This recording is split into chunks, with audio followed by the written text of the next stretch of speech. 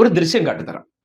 പണ്ട് കാലഘട്ടങ്ങളിൽ ഈ രാജാവോ തമ്പ്രാനോ ഒക്കെ ഇരിക്കുമ്പോൾ അദ്ദേഹത്തിന് ചുറ്റാകെ വിനീതദാസന്മാരായി അല്ലെങ്കിൽ വിനയാന്വിതരായിട്ട് അടിമകളെ പോലെ കുറെ പരിവാരങ്ങൾ നിൽക്കുന്ന കാഴ്ച നിങ്ങൾ കണ്ടിട്ടുണ്ടാകും ചില ദൃശ്യങ്ങൾ. ഇന്നത്തെ കാലഘട്ടത്തിൽ അങ്ങനെ ഒരു ദൃശ്യം നിങ്ങൾക്ക് കണ്ടാൽ ചിലപ്പോൾ അതങ്ങോട്ട് ഉൾക്കൊള്ളാൻ പറ്റുമായിരിക്കും.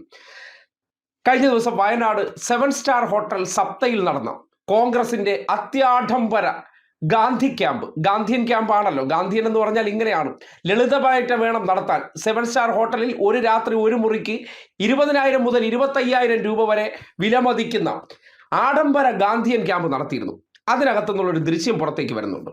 ആ ദൃശ്യം നിങ്ങളൊന്ന് കാണണം. ആ ദൃശ്യത്തിൽ ഒരു തമ്പ്രാന് ചുറ്റാകെ വിനീതദാസന്മാരായിട്ട് കുറച്ച് അടിമകൾ നിൽക്കുന്ന ഒരു ദൃശ്യം കാണാം. അതൊന്ന് കണ്ടേ. അതിൽ ആരാണ് തമ്പ്രാനെന്നൊന്നും നിങ്ങളോട് പറയുന്നില്ല, പക്ഷേ ആരാണ് ചുറ്റാകെ നിൽക്കുന്നവരുടെ ആ വിനയാന്വിത കണ്ടോ. എന്തിനായിരിക്കും ഈ വിനയാന്വിതരായി നിൽക്കുന്നത്? വരുന്ന തെരഞ്ഞെടുപ്പുകളിലോ അല്ലെങ്കിൽ വരുന്ന കാലഘട്ടത്തിലോ എന്തെങ്കിലും നമുക്കൂടെ കിട്ടണ്ടേ? അതിന് ആര് തിരുമനസ് കടാക്ഷിക്കണം. ആ കടാക്ഷത്തിന് വേണ്ടി ഒരു വ്യക്തിക്ക് ചുറ്റാകെ ഇരിക്കുമ്പോൾ ആ വ്യക്തിയുടെ ശരീരഭാഷ ഒന്ന് നോക്കിയേ. കെ.സി. വേണുഗോപാൽ ഇന്നിപ്പോൾ കോൺഗ്രസിനകത്ത് എന്താണ് എന്നതിൻ്റെ തെളിവാണ് ആ കാണുന്നത്.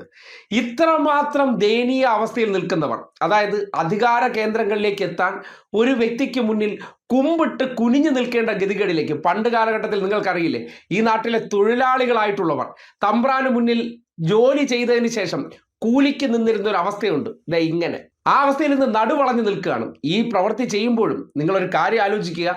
വയനാടത്തെ ദുരിതബാധിതരായിട്ടുള്ള മനുഷ്യരുടെ കാര്യങ്ങളല്ല അവിടെ സംസാരിച്ചുകൊണ്ടിരിക്കുന്നത്. അവർക്ക് എങ്ങനെ വീട് വെച്ച് കൊടുക്കാമെന്നുള്ളതല്ല, എങ്ങനെയൊക്കെ നമുക്ക് ഇനി വളഞ്ഞ വഴിയിലൂടെ അധികാരത്തിലെത്താം. അതിന് ഒരു ലക്ഷൂറിയസ് ചർച്ച. ഗാന്ധിയൻ ചർച്ചകളൊക്കെ ഇപ്പോൾ അങ്ങനെയാണ്. നമുക്ക് കേന്ദ്രത്തിൽ അധികാരമില്ല, കേരളത്തിൽ അധികാരമില്ല, പക്ഷേ കോടാനുകോടി ചെലവാക്കാൻ നമ്മളിൽ ഇഷ്ടം പോലെ പണം എവിടെ നിന്നൊന്നും ചോദിക്കരുത്.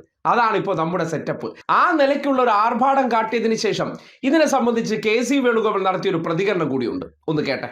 ഞങ്ങൾക്ക് പൈസ ഇല്ലല്ലോ, ഞങ്ങളുടെ കയ്യില് PR ഒന്നും ഇല്ലല്ലോ, കേന്ദ്രവും കയ്യിലില്ല, കേരളവും കയ്യിലില്ല, പൈസയും ഇല്ല. ഞങ്ങൾ ഈ എണ്ണിച്ചുട്ടുപ്പാക്കും പോലെയുള്ള കാശും കൊണ്ടല്ലേ ഞങ്ങൾ ഇലക്ഷൻ നടത്തുന്നത്, പാവപ്പെട്ട ജനങ്ങളുടെ സഹായത്തോടുകൂടി. അതുകൊണ്ട് എല്ലാവരും തേങ്ങ ചിരകും, ഞങ്ങൾ ചിരട്ടേക്കും ചിരകി ജീവിക്കട്ടെ എന്റെ സുഹൃത്ത്. കേട്ടല്ലോ, ഞങ്ങളതിൽ പണമൊന്നുമില്ല, പക്ഷേ പണമില്ലാത്തവരുടെ ജീവിതം നോക്കൂ. എത്ര ലളിതമാണ്, എത്ര സാധാരണമാണ്.